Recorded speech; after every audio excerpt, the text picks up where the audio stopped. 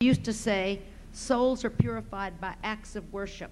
When they are purified, they find peace in worship, just as before they were burdened by it. Sometimes people find, is this sound on the microphone bad? It keeps, Yeah. it's bad, huh? Is it better back here? It was all right? All right.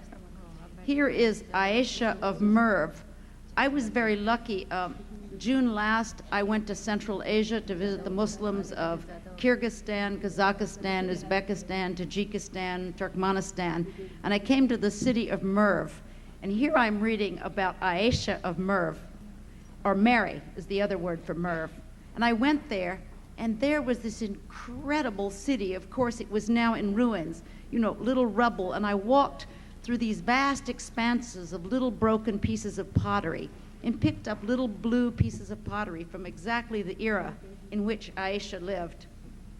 She said, the intellect of the Gnostic is the mirror of his heart. The heart is the mirror of his spirit. His soul is the mirror of his intellect. His quintessence is the mirror of his soul.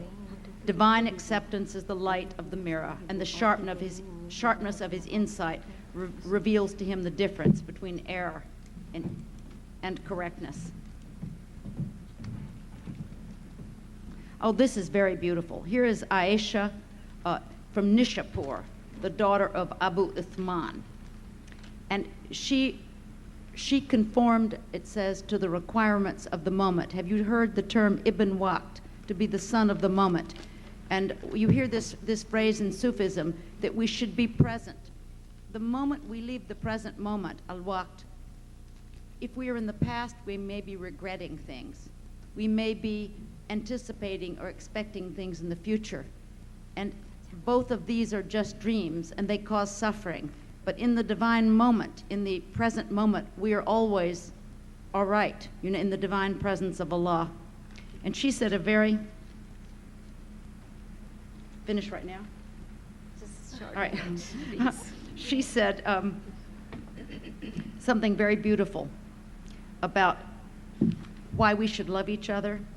For he who loves the craftsman glorifies the craftsman's handiwork. Well, I'll see if there's any one more thing that was particularly good. It's all good. I'm sorry not to do Rabi al-Adawiya and so on. Yes, Rabi al-Adawiya said, I ask God's forgiveness for my lack of truthfulness in saying I ask God's forgiveness. And a man came to her and he said, how sorrowful I am that I don't do such and such things in religion. And she said, do not lie. Say instead, how little is my sorrow.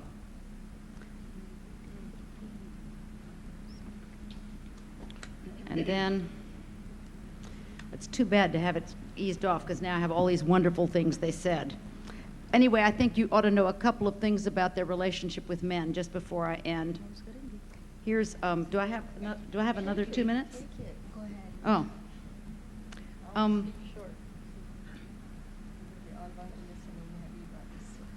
Oh.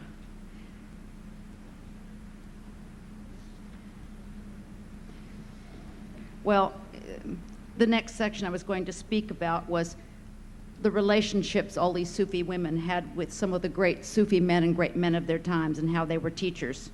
And also then I thought I was going to end with the relation of these women to their own deaths and their own shrouds. You know, Rabi al-Adawiya and various people, you know, they took their shrouds that they were going to be buried in and they kept them in their place of prayer. I've done the same thing. I took my shroud and washed it in the Zemzem and keep it where I pray because of the brevity of life. It's a very good way of remembering that life is very short. But these are just all things they said with men. Let's see.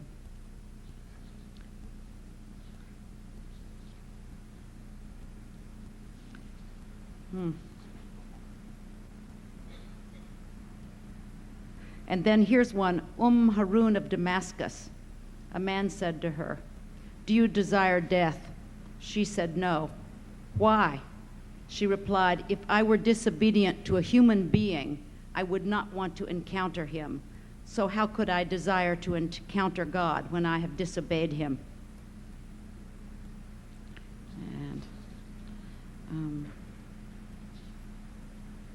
Here's a man who visited Rabia al-Adawiya before she died. I visited Rabia when she was an old woman of 80 years of age. She looked like a shrunken old watermelon and appeared to be on the verge of collapsing. In her house, I saw a worn rectangular mat and a clothes rack made of Persian reeds. The door to the house was covered by a skin. There was a jar, a mug, and a piece of felt for her bed and a prayer rug. On her clothes rack hung her burial shrouds. And she wore this shroud made of hair at night when she prayed. And then she told Abda, her friend, "When I die, wrap me in the shroud. This will be my burial shroud. This will be the thing I pray in and I'm buried in."